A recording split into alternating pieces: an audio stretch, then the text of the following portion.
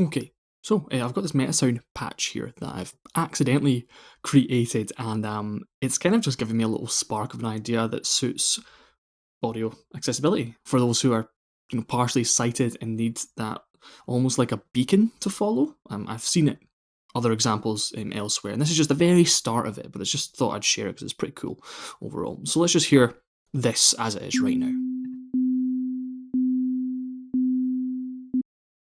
All right, so nothing all that spectacular. We have our sine tone generated that's changed with a trigger, and we've got our envelope as well. So there's really not that much in here, but as we can see on the far left, we have it mapped to distance between source to player. And I've got my maximum value set to 3000 units right now, just for the sake of this example. So, yep, that maps into the map range here, which is actually where the logic is held. This is just a little node we can use to play with it. That then casts out from an integer to time so that we can go into this trigger repeat period part. This sort of blue is our in seconds here. This then goes out into the envelope, which is multiplied with the sine node here. So this is where we can change our attack time and the frequency, not in terms of time, but in tone as well. So however we want that to sit in the mix, that helps too. And then it just goes out into an output, and it's pretty simple. But let's play it and have a little, little play around.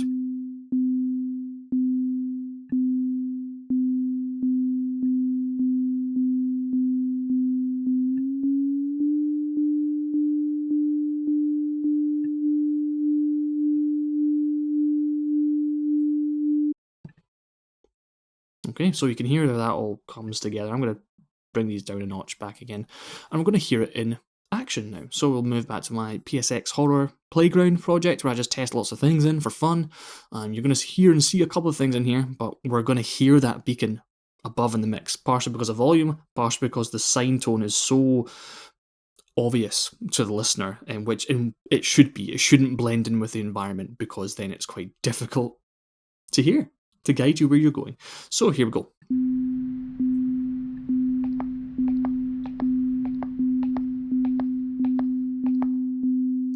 Something too as well, just while we're sitting here. I've got it spatialized just now, so we come out and we're unsure, maybe we'll lose our map in a little bit. Bring that round. You can hear that going to the other side.